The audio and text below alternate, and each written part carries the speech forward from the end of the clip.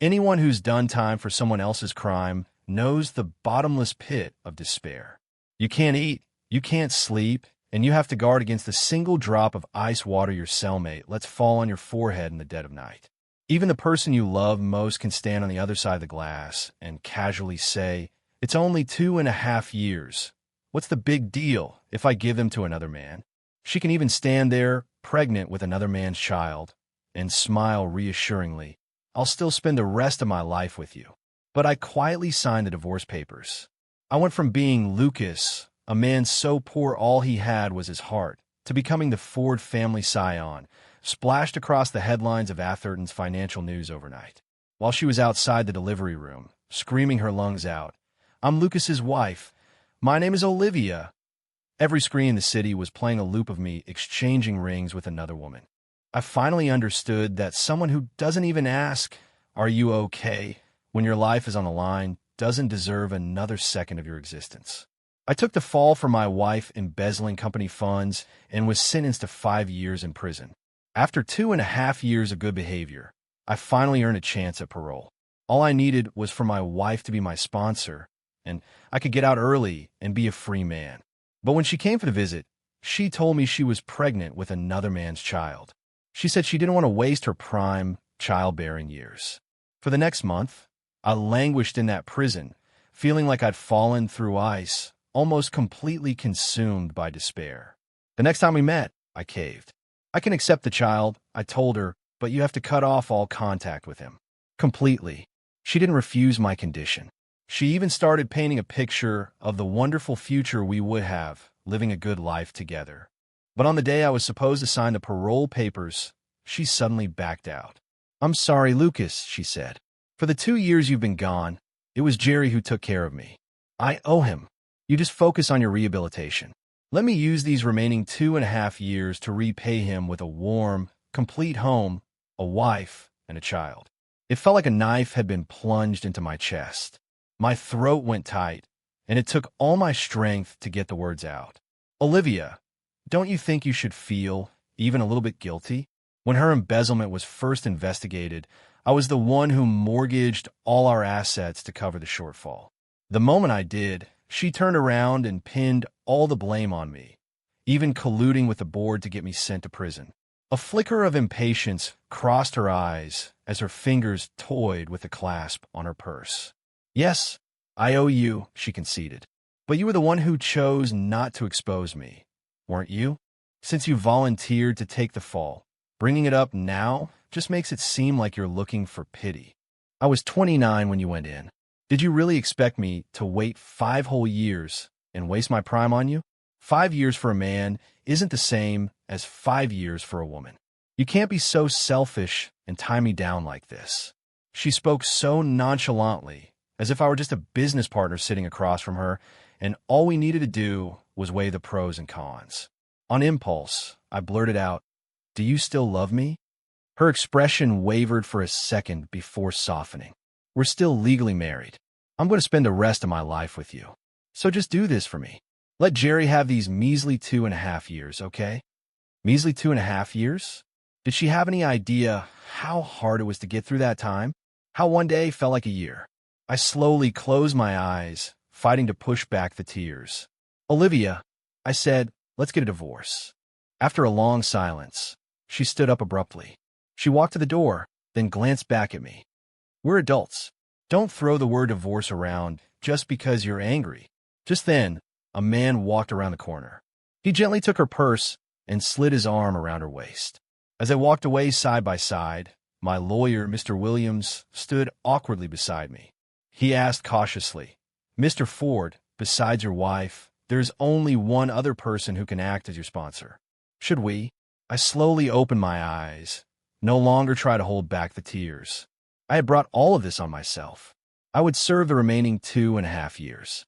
It was the price I had to pay for being so wrong about her. After Mr. Williams left, I was led back to my cold, grim cell. Life in here was always the same, a flat, monotonous existence. I figured I would just serve out the next 2.5 years, just like I'd served the first half. But a week after my wife's visit, a menacing-looking man was assigned to the bunk above mine. Almost every night, just as I was about to fall asleep, he would accidentally let a single drop of ice-cold water fall on my forehead. Night after night, I survived on a knife's edge of terror, jolting awake. In just 2 weeks, I lost over 10 pounds. I tried reporting him, but every time, I was the one who got punished before being thrown right back into the same cell. And his torment only grew worse. Once, he dragged me over to the communal urinal and tied me up with a bedsheet, leaving me there all night. I glared at him, gritting my teeth as I asked why he was doing this to me. He let out a cold laugh. It's just business. I'm getting paid to do a job.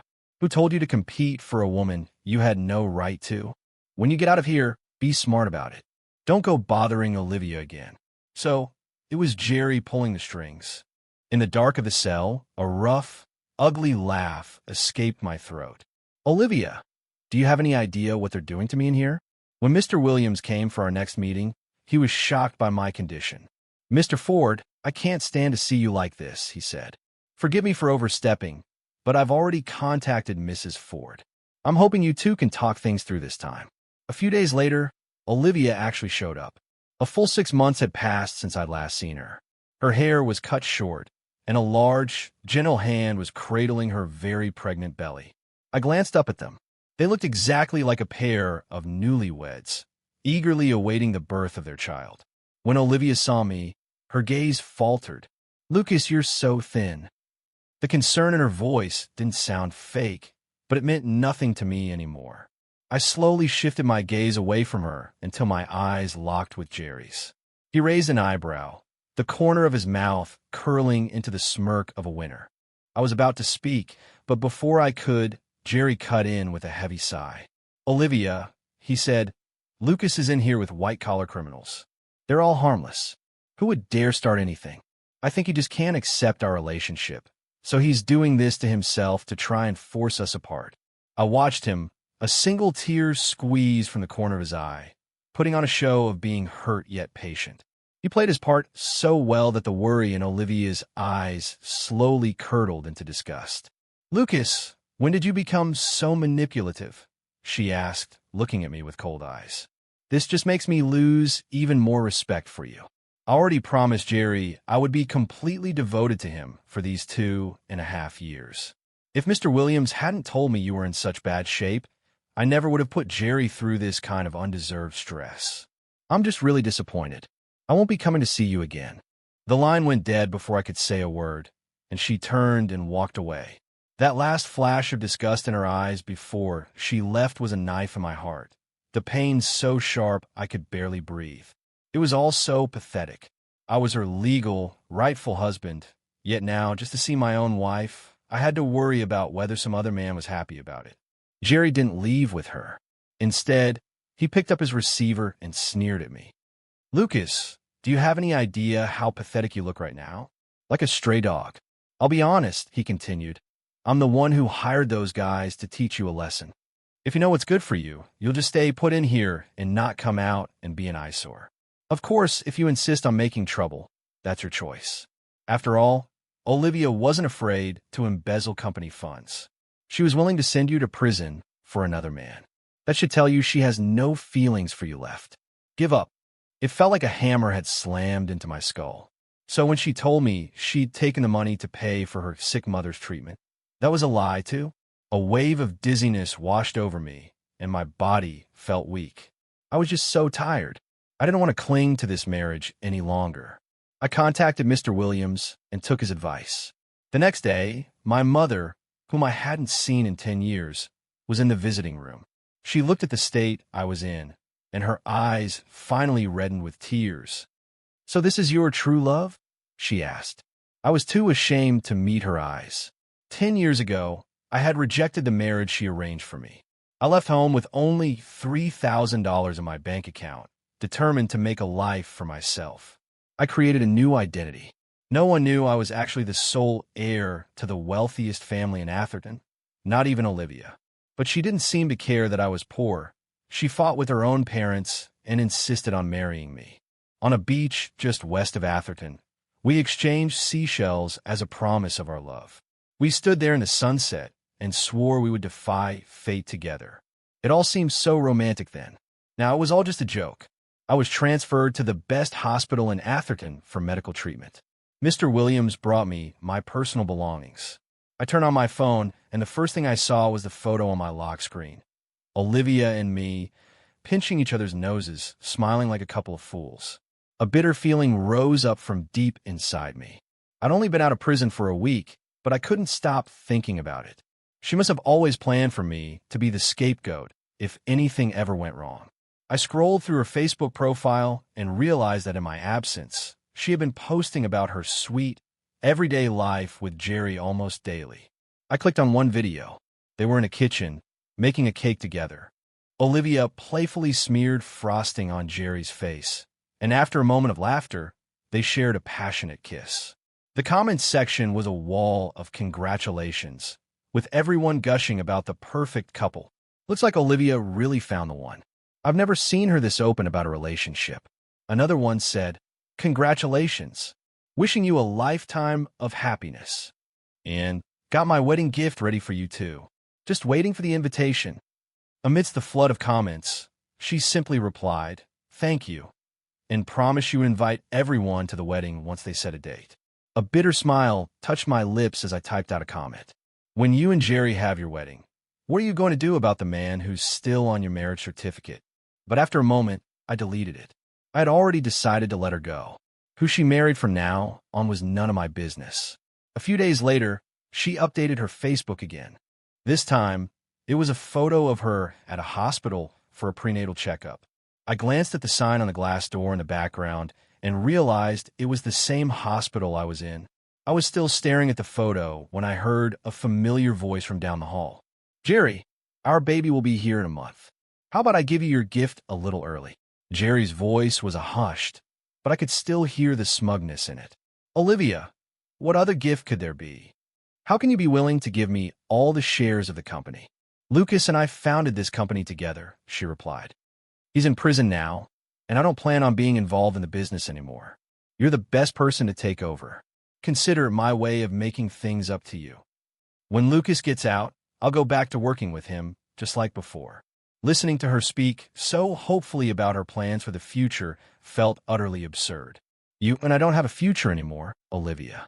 I looked down at the vial of blood in my hand, its crimson color stark under the fluorescent lights. Shaking myself from my thoughts, I pressed the nurse's call button. Just as the nurse opened the door, Olivia happened to glance inside my room.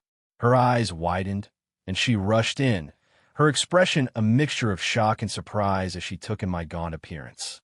"Lucas, what are you doing here?" she exclaimed. "Are you sick? Why didn't you have Mr. Williams call me?" The nurse looked from her to Jerry, who was standing behind her, clearly confused about our relationship. "Is this your family?" the nurse asked me. I shook my head. "No." Olivia's expression froze. She started to step forward, but Jerry called from the doorway. "Darling, it's our turn. It was hard enough to get an appointment with this specialist. Let's not let irrelevant people make us late."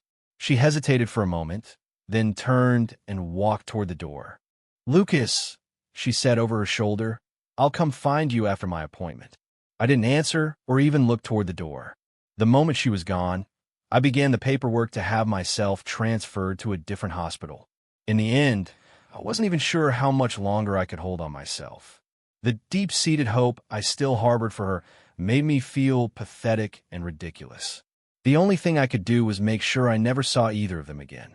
I fell into a heavy sleep. When I woke up, the room was empty. My phone was buzzing nonstop with iMessages from Olivia. "Where did you go? Are you back in prison? I can't find you. I saw you deleted your comment on my video with Jerry today. You aren't pretending to be sick just to get out of prison and scare us, are you? Don't do this, Lucas. It won't change anything. I've already promised Jerry we'll have the wedding in 3 days. We're only married on paper. The wedding is just a formality. It doesn't mean anything. Don't be so petty." I scrolled through the messages, one after another. There were so many, but not a single one asked how I was actually doing. It was like something inside me finally snapped. The pain I'd been holding in my chest burst out, and I just lay there in the hospital bed and sobbed. When my eyes were raw and red, I finally sent her a reply. "Have a happy wedding. I won't be a part of your lives anymore." She replied almost instantly, but I didn't bother to read it. I dialed my mother's number. "Mom," I said as soon as she answered, "I need you to erase this identity for me. Just tell the world that Lucas died from a sudden illness." My mother was silent for a long moment before she finally let out a soft sigh. "All right," she said. "I'll take care of everything for you." After we hung up, I called a local courier service. I gave the delivery person the half of a seashell that had once symbolized my love for Olivia. "Please take this and place it in the pot of the orchid by the front door." That was the orchid Olivia and I had planted together. She used to say it symbolized our pure and beautiful love. But I was surprised when the courier called me back a short time later. "There's no orchid here, sir. The whole entryway is filled with red roses. Should I just leave it next to them?" I let out a self-deprecating laugh. "Never mind," I said. "Just throw it away." 3 days later, Olivia and Jerry held their wedding at the most luxurious hotel in Atherton. That very same day, my mother finalized all the paperwork to erase my false identity. In a way, the man known as Lucas had vanished from the face of the earth. At the wedding, however, Olivia couldn't seem to settle down. She kept picking up her phone. My last message, still unread, was like a thorn in her side. She even rushed through her vows with Jerry. Jerry was clearly annoyed, but he waited until they were in the dressing room to ask about it. "Honey, you seem off today. Are you just nervous?" he asked, trying to keep his voice level. "Don't worry. After we're married, I'll take good care of you and the baby." But Olivia just frowned and reminded him impatiently. "Jerry, I told you before, this wedding is just to compensate you. It doesn't mean we're actually husband and wife now." Jerry's face fell, but he managed to hold his tongue. Meanwhile, Olivia kept calling my number, even though all she heard was the same recorded message over and over. "The number you have dialed is no longer in service." Then, her butler, Mr. Henderson, called to tell her a courier had thrown something into the yard. It looked like a seashell. Olivia's eyes shot wide open. She abandoned her guests and rushed home immediately. The moment she stepped into the yard, she saw the seashell shattered on the ground. A terrible feeling washed over her. "Go," she ordered. "Call the prison right now and ask them how Lucas is." A few minutes later, Mr. Henderson returned, his head bowed. He stammered, "Ma'am, Mr. Ford, he's passed away." The news hit her like a lightning strike. Olivia froze, unable to move. "Impossible," she whispered. "That's absolutely impossible." "Mr. Henderson, did you call the wrong place? I just saw him a few days ago." The butler looked pained. "Ma'am, the prison confirmed it. They said, Mr. Ford's body has already been cremated. Please accept my condolences." Olivia let out a scream. Like a madwoman, she began tearing up the roses planted by the door. "You're lying," she shrieked. "You're all lying to me. Lucas is just angry with me. He's hiding so he doesn't have to see me, but I'll find him. I will." She simply couldn't accept that I was dead. In her grand plan, after a mere 5 years, we were supposed to go back to how things were, inseparable and in love. But from start to finish, she never once considered my feelings. She seemed to forget that I wasn't a piece of antique furniture she could just put in storage when it was inconvenient and take out again whenever she felt like it. I was a person.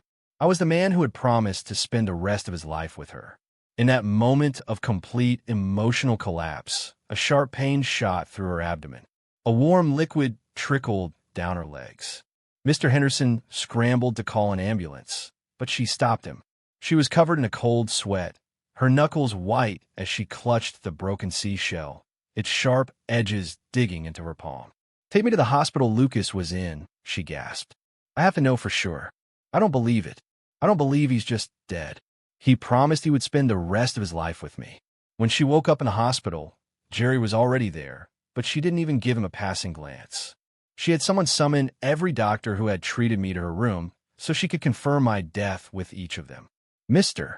Ford's condition was already critical when he was admitted, one doctor told her. I often heard him crying out in pain from his room, and it seemed he had suffered some kind of severe torment before he died. His mental state was very fragile. He would just stare out the window for hours, repeating a woman's name over and over. Every word was like a branding iron being pressed against her heart. "How could that be?" she whispered. "He was in a minimum security wing with other white-collar criminals. How could he have been tortured? Then she seemed to remember something, and her gaze slowly, menacingly, shifted to Jerry. You told me he was safe in there. You said no one could hurt him. You lied to me. Jerry panicked and dropped to his knees beside her bed. Darling, please, he begged. Your water has broken. You need to get to the delivery room. Let's just focus on having a healthy baby. We can figure everything else out later, okay? I swear, I won't let anyone who hurt Lucas get away with it. Don't call me darling, she said, her voice like ice. I am Lucas's wife. Olivia clenched her teeth against the tearing pain in her abdomen, her eyes fixed on him. Jerry, I'll find out the truth myself. And if I discover you had anything to do with this, I will never forgive you. She was wheeled into the delivery room, where she remained in labor for a full day and night. Jerry rushed forward, excited to meet his son, only to see a nurse holding a tiny, still infant, its skin already dark and discolored. The baby was deprived of oxygen for too long, the nurse said softly. I'm so sorry, he didn't make it. Please, accept our condolences. Later, after the anesthesia wore off, Olivia opened her eyes and stared at the white ceiling. She let out a soft, chilling laugh. Lucas, she whispered, did you take our baby with you? If you did, then I hope he keeps you good company on the other side. Jerry completely broke down. His face was a thunderous mask of grief and anger. Olivia, that was our child, he roared. Have you even once thought about how I feel? His eyes were red, and he started to cry, playing the victim just like he always did. But this time it had no effect. Olivia turned her head away in disgust and gave a slight wave to Mr. Henderson. The butler understood immediately and began to drag Jerry out of the room. Now that the child is gone, you have no further business with the madam, the butler said firmly. Do not disturb her again. Jerry gritted his teeth and tried to push his way back into the room, but a bodyguard stopped him with a single punch that sent him to the floor. He screamed her name toward the closed door, but the woman inside was crying her heart out, not for him, but for me. Meanwhile, my mother had thrown a welcome home party for me, inviting all of our friends and family to our estate to celebrate. Of course, that included my former fiancée, Jenny Baker. When she saw me, a slow, sarcastic smile spread across her face. She sauntered over, swirling a glass of champagne. Well, if it isn't the heir to the Ford family fortune, she purred. Back from your little adventure, are you? And look at you. You have the distinct look of a man who's been through the ringer for love. I also hear you stole my old trick of playing dead. When can I expect my royalty check? Her tongue was as sharp as ever. Our families had always been close because of business, so Jenny and I had practically grown up together. Her playing dead was her favorite prank to pull on me as a kid.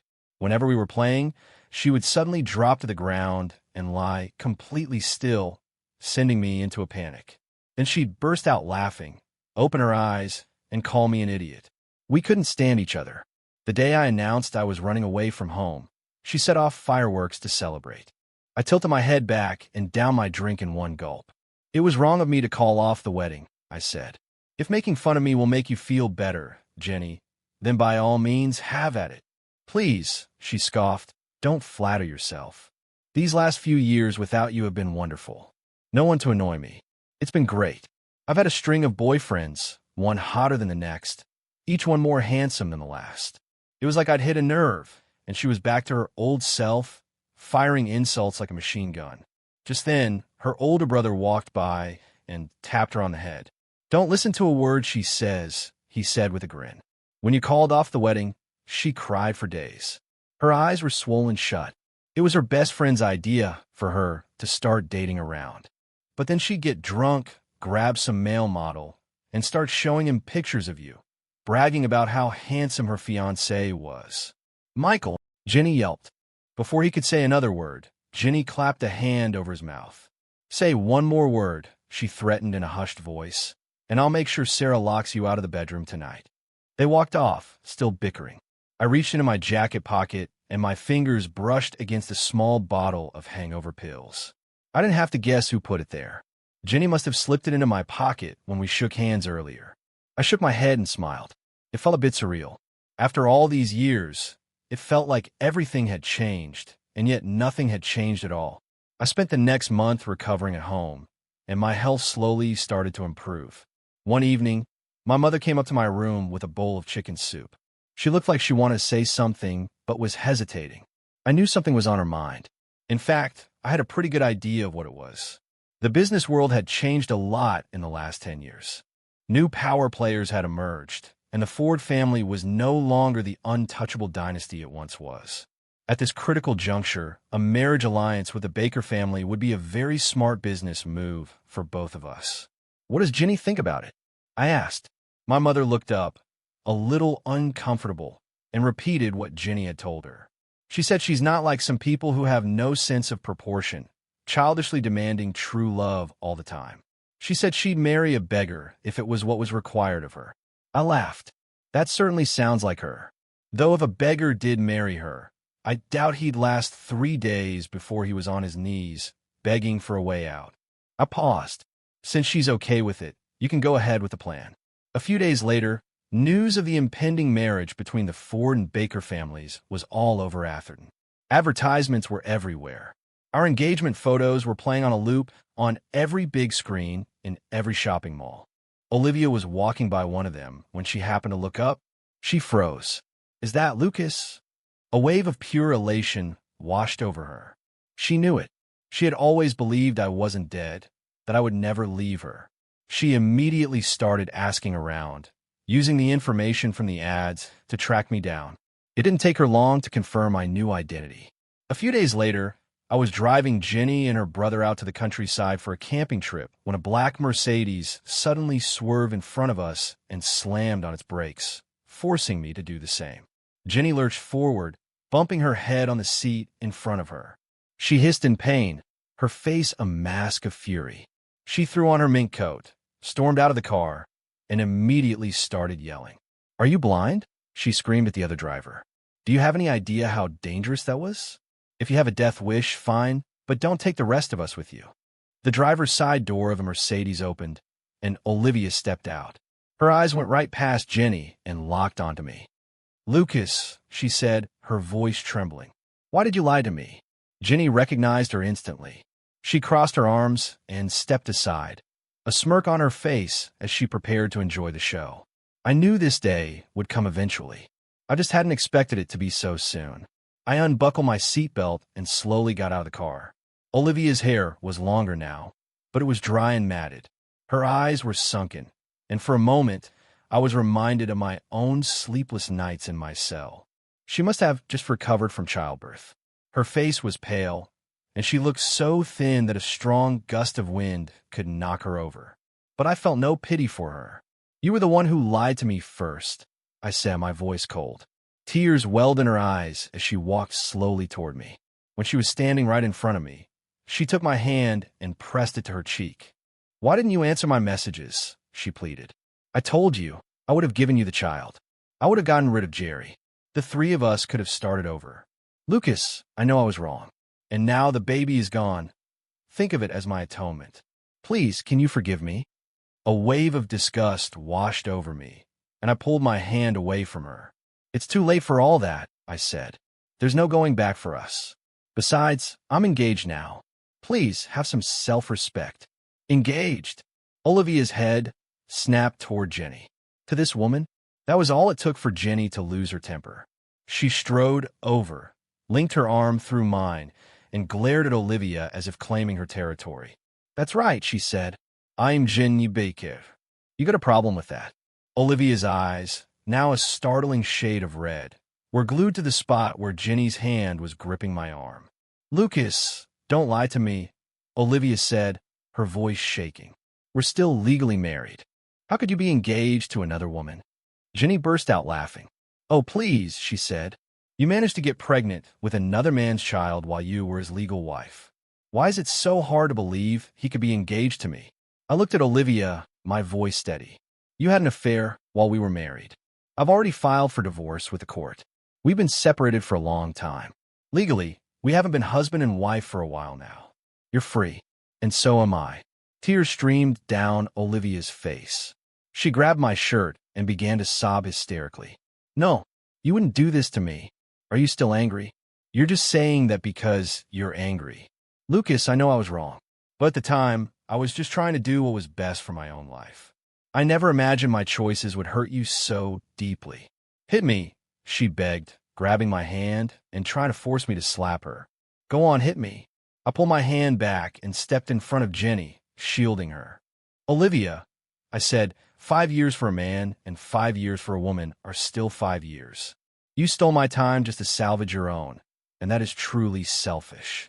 My tone must have made her realize something. Did Jerry, she started, did he have someone do something to you in prison? That's a question you'll have to ask him yourself, I replied. There was no point in saying anything else. I helped Jenny back into the car and got behind the wheel. Olivia tried to block our path, standing in front of the car with her hands up. Without a moment's hesitation, I floored it. The convertible roared to life and shot straight toward her. Olivia flinched and jumped out of the way. My car clipped the Mercedes as I swerved around it and sped off down the road. Jenny, in the passenger seat, slapped her thigh in excitement. That was amazing, Lucas. You finally gave her what she deserved. But, she added, how did you know for sure she would move? I kept my eyes on the road, my voice even. She's a consummate narcissist. No matter who she claims to love, when it comes down to it, she will always save herself first. In the distance behind us, I could faintly hear Olivia's shrill screams. Lucas, I'll make you see how sorry I am.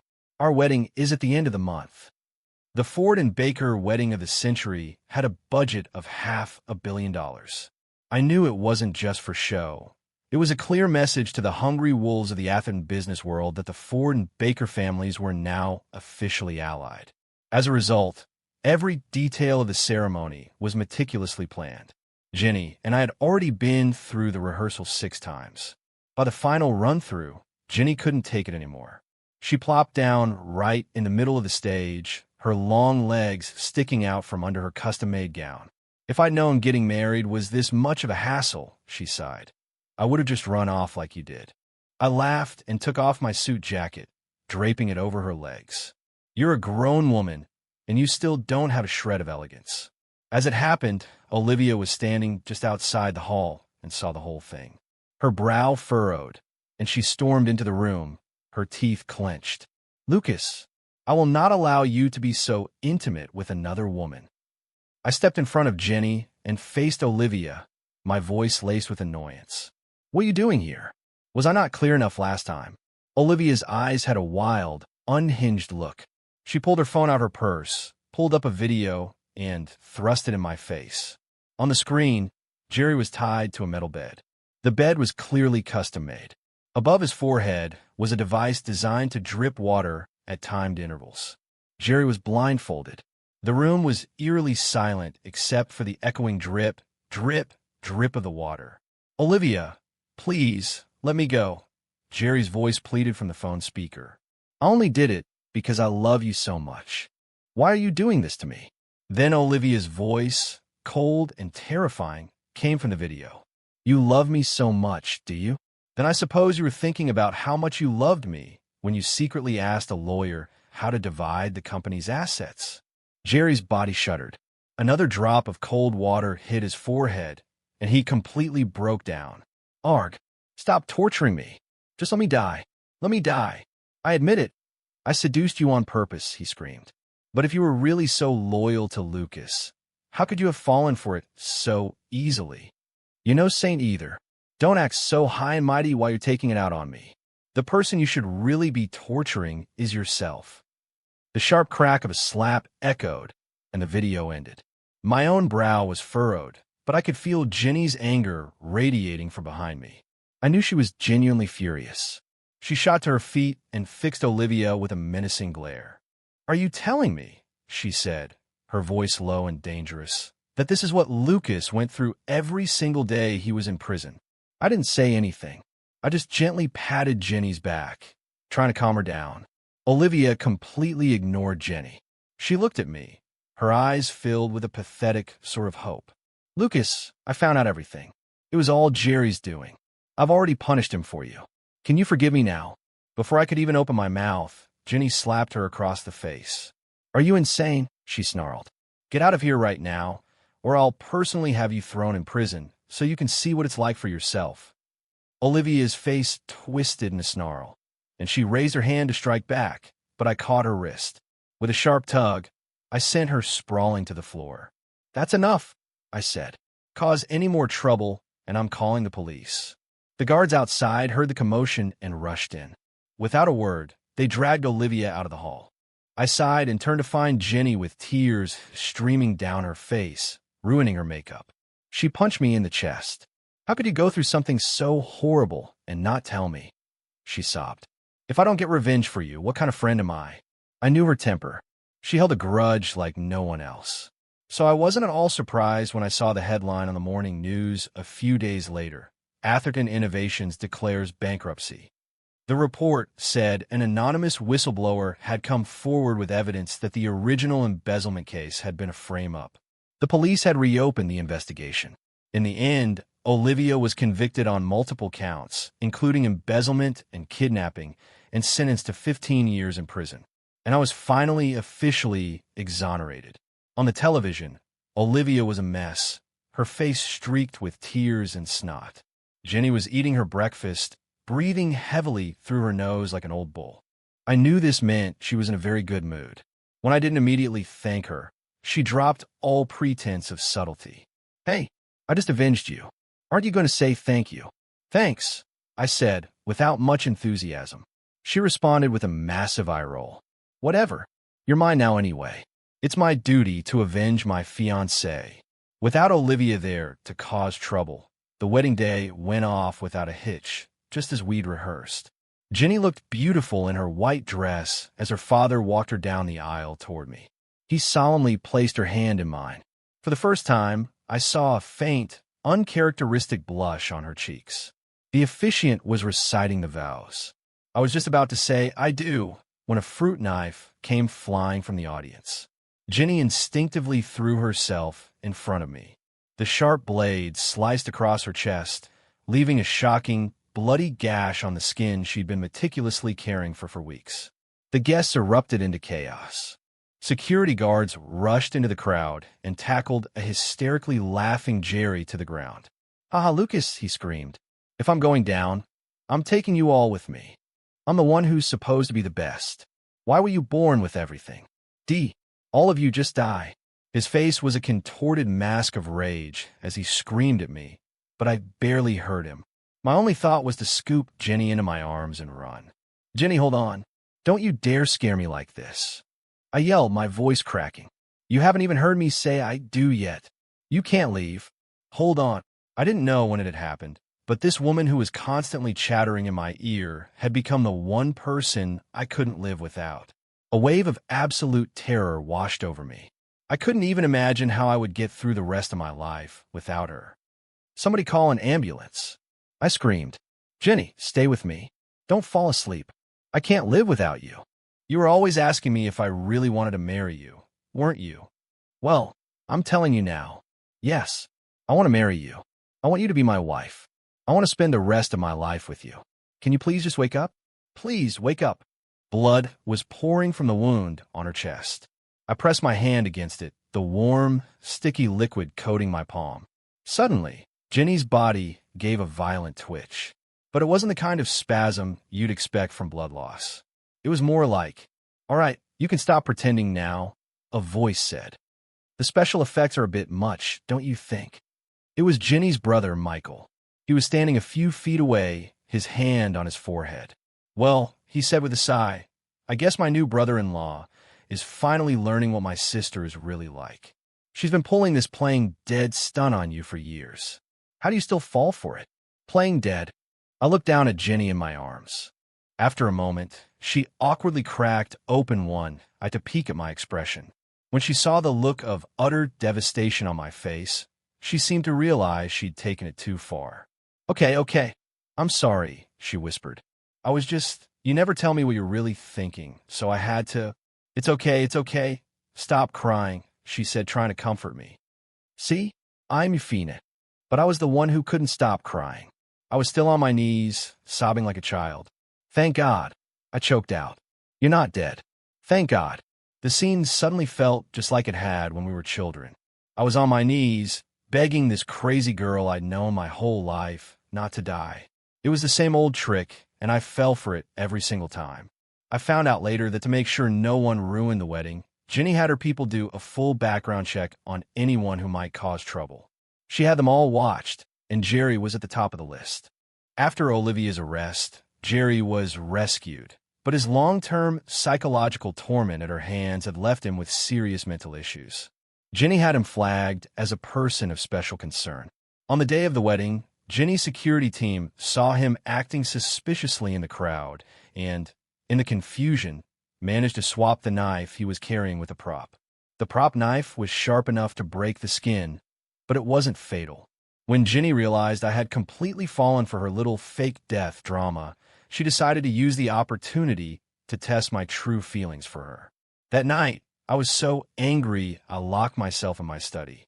A little while later, Ginny, now dressed in a slinky silk nightgown, snuck into the room.